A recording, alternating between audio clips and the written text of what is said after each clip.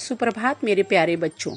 नवीन शैक्षिक सत्र की आपको स्नेह सुधा मैम की ओर से अनंत शुभकामनाएं। ईश्वर से कामना करती हूँ कि आप सदैव सफल हों, आपका उत्तरोत्तर मंगलमय हो, कल्याणकारी हो, अभीष्ट सिद्धि को प्राप्त करें एवं आपका जीवन सदैव सुपथगामी हो। गुरु एकः शिव साक्षात् गुरु सर्वार्थ साधकः गुरु एक परम तत्व सर्व जगत गुरुमयः। बच्चों, भारतीय संस्कृति में माता पिता एवं गुरुजन की विशेष महत्ता बताई गई है। उनके द्वारा प्रदत्त शिक्षा, संस्कार एवं जीवन मूल्यों को यदि आप जीवन में आत्मसात कर लेंगे तो आप उन्नति के पथ पर चलते हुए जीवन पर्यंत माता पिता, गुरुजन, देश व समाज को अलंकृत एवं गौरवान्वित करते रहेंगे। बच्चों, अत्यंत गौरव की बात है कि आप शिक्षा के केंद्र कल निनादिनी माँ गंगा, श्याम वर्ण यमुना एवं गुप्त सरस्वती के संगम तट के वासी हैं। प्रयागराज की पावन धरती पर निवास करते हैं। प्यारे बच्चों, सौभाग्य की बात है कि माध्यमिक शिक्षा परिषद का मुख्यालय भी यहाँ स्थित है। समग्र शिक्षा का निरीक्षण, परीक्षण एवं पर्यवेक्षण इसी परिषद के द्वारा निर्वहन किया जाता है। परिषद के द्वारा आपको पूर्णतः वैज्ञानिक, समर्थ एवं सफल पाठ्यक्रम उपलब्ध कराया गया है।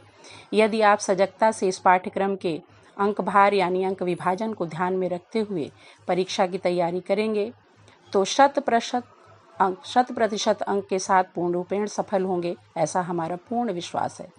बच्चों, आपको हिंदी लेखन, श्रवण, वाचन, व्याकरण एवं वर्तनी का सुस्पष्ट ज्ञान होना चाहिए, क्योंकि सभी विषय हिंदी में ही लिखे जाते हैं। आइए बच्चों, तो अब चलते हैं पाठ्यक्रम की ओर। सर्वप्रथम आपके प्रश्न पत्र पे हिंदी गद्य के विकास से का संक्षिप्त पाठ्यक्रम निहित है, जिसमें शुक्ल एवं शुक्लोत्तर युग को ही रखा गया है। बच्चों, इसी से संबंधित पाठ्यक्रम ही आपको पढ़ना है, न पूर्ववर्ती न परवर्ती आपको पढ़ना है, जिसके लिए आपके प्रश्न पत्र में 5 अंक निर्धारित किए गए हैं। इसके पश्चात बच्चों, हिंदी पद्य में रीतिकाल एवं आधुनिक काल से संबंधित विषय वस्तु को ही आपको पढ़ना है, जिसके लिए 5 अंक निर्धारित किए गए हैं। अब बच्चों आते हैं गद्यांश में। गद्य में गद्यांश के संदर्भ, रेखांकित अंशों की व्याख्या और तथ्य परक प्रश्न पर 2, 2 और 2 यानी कुल 6 अंक निर्धारित किए गए हैं। इसी प्रकार बच्चों, पद्य में भी संदर्भ, व्याख्या एवं काव्यगत प्रश्न पर 1 अंक, 4 अंक और 1 अंक यानी कुल 6 अंक निर्धारित किए गए हैं।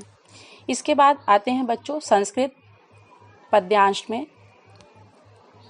संस्कृत से बच्चों एक श्लोक लेखन की अपेक्षा आपसे की जाती है, जो इस प्रश्न पत्र में ना आया हो। अतः 3 या 4 श्लोक आप कंठस्थ कर लीजिए, जो कि 2 अंक का होगा। संस्कृत से लघु संक्षिप्त उत्तर भी लिखने के लिए आता है, जिसके लिए मात्र 1 और 1 अंक ही 2 अंक निर्धारित किए गए हैं। इसके पश्चात बच्चों आते हैं काव्य सौंदर्य के तत्वों पर। रस में आपको केवल हास्य रस और करुण रस ही पढ़ना है, जो कि 2 अंक का होता है। उपमा, रूपक और उत्प्रेक्षा, ये 3 अलंकार आपके पाठ्यक्रम में हैं, जो मात्र 2 अंक के हैं। केवल यही आपको पढ़ना है। बच्चों देखिए, अलंकार में शब्दालंकार और अर्थालंकार 2 होते हैं, जिसमें से शब्दालंकार से आपको उपमा, रूपक और उत्प्रेक्षा पढ़ना है। इसके पश्चात आते हैं बच्चों हम छंद, रोला और सोरठा पे। छंद में, जिसमें रोला और सोरठा यही 2 छंद आपके पाठ्यक्रम में हैं। वैसे तो कवित्त, सवैया, दोहा, छप्पय, सोहर बहुत से छंद होते हैं, परंतु आपको केवल रोला और सोरठा यही 2 छंद पढ़ना है, जो कि आपके 2 अंक के हो जाते हैं। देखिए बच्चों, हमारा पाठ्यक्रम कितना वैज्ञानिक है। पहले समय में, हमारे समय में सभी कुछ पढ़ना पड़ता था। अब आप बहुत ही भाग्यशाली हैं कि आपको केवल चुने हुए पाठ्यक्रम ही पढ़ने हैं। अब बच्चों आते हैं हम हिंदी व्याकरण की ओर। उपसर्ग में आपको अ, अद, अभि, अप, अनु, अप, सह, निर, सु यही उपसर्ग आपको पढ़ने हैं, जो कि 2 अंक में हो जाता है। उपसर्ग बच्चों आपके शब्दांश के पूर्व में लगता है। चलिए खैर आगे हम आपको इसके विषय में चर्चा करेंगे। यह हो जाता है आपका 3 अंक का। इसके पश्चात हम आप आते हैं प्रत्यय में, जिसमें आपको आई, त्वा, ता, पन, हट, पर यही पढ़ना है। बच्चों ये लिखने से आपको आसानी से 2 अंक प्राप्त हो जाएंगे। इसके पश्चात बच्चों आते हैं समास में। समास में आपको द्वंद्व समास, द्विगु समास, कर्मधारय समास और बहुव्रीहि समास, यही 2 समास आपको पढ़ने हैं। तत्सम शब्दों के लिए 2 अंक, पर्यायवाची के लिए 2 अंक निर्धारित किए गए हैं। इस प्रकार बच्चों हिंदी व्याकरण में आपके लिए कुल 11 अंक निर्धारित किए गए हैं, जो कि आप आसानी से 11 अंक प्राप्त कर सकते हैं। थोड़ा सा प्रयास करिए बच्चों, याद करिए और आप आसानी से 11 अंक प्राप्त कर सकते हैं। अब आते हैं बच्चों संधि में। आपके पाठ्यक्रम में बहुत सी संधियां हैं, जिसमें यण और वृद्धि संधि की परिभाषा, उदाहरण ही आपको याद करना है, जो कि आपका 2 अंक का हो जाता है। शब्द रूप में आपको संज्ञा शब्दों में फल, मति, मधु और नदी का रूप याद करना है। सर्वनाम शब्द में आपको तद और युष्मत का रूप ही याद करना है, जिसके लिए 2 अंक निर्धारित हैं। अब आते हैं बच्चों धातु रूप में, जिसमें आपको पठ, हस, दृश्य और पच, बस इतने ही 4 धातु रूप आपको याद करने हैं, जिसके लिए आपके 2 अंक निर्धारित हैं। इसके पश्चात बच्चों हिंदी से संस्कृत के 2 सरल वाक्य का अनुवाद आपको करना होता है, जिसके लिए 2 अंक निर्धारित हैं। इस प्रकार संस्कृत व्याकरण से आपके पाठ्यक्रम एवं प्रश्न पत्र में कुल 8 अंक निर्धारित किए गए हैं। अब बच्चों आते हैं हम निबंध रचना पर, जो कि साहित्यिक, वैज्ञानिक, सामाजिक, अनुसंधानिक, सांस्कृतिक, आर्थिक, ज्वलंत, पर्यावरणीय, समसामयिक समस्याओं पर आते हैं। बच्चों निबंध आपको रट के नहीं लिखना है। आपके निबंध लेखन में विचारों की मौलिकता दृष्टिगोचर होनी चाहिए। इससे बच्चों एक तो आपको कई फायदे हैं। एक तो आपके अंदर रचना धर्मिता आएगी, अभिव्यक्ति की क्षमता प्रकट होगी आपके अंदर, जिससे आप आसानी से अपने जीवन में तादाद में स्थापित कर सकेंगे।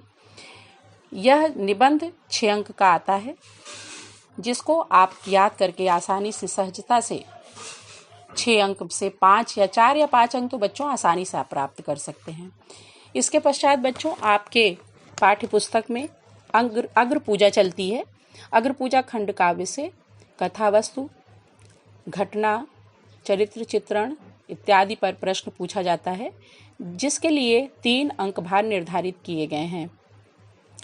तो बच्चों इस प्रकार ये प्रश्न पत्र आपका हो जाता है 70 अंक का। 30 अंक आपके आंतरिक मूल्यांकन के लिए रखे गए हैं, जो कि विद्यालय स्तर पर आपका होता है। मूल्यांकन 30 अंकों का होता है। 10 अंकों में आपका वाचन, भाषण, वाद विवाद प्रतियोगिता की क्षमता परखी जाती है। शेष 10 अंकों में हिंदी एवं संस्कृत व्याकरण का ज्ञान आपका देखा जाता है। शेष 10 अंक में अपठित ज्ञान यानी सृजन क्षमता आपकी देखी जाती है, उसका आकलन किया जाता है। इस प्रकार विद्यालय स्तर से आपको 30 अंक प्राप्त होते हैं।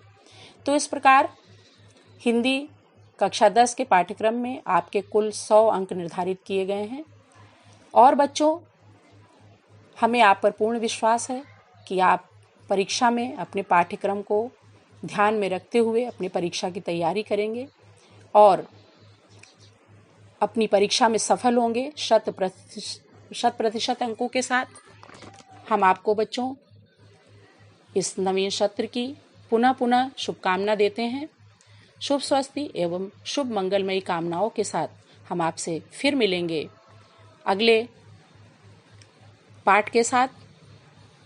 जय हिंद, जय भारत।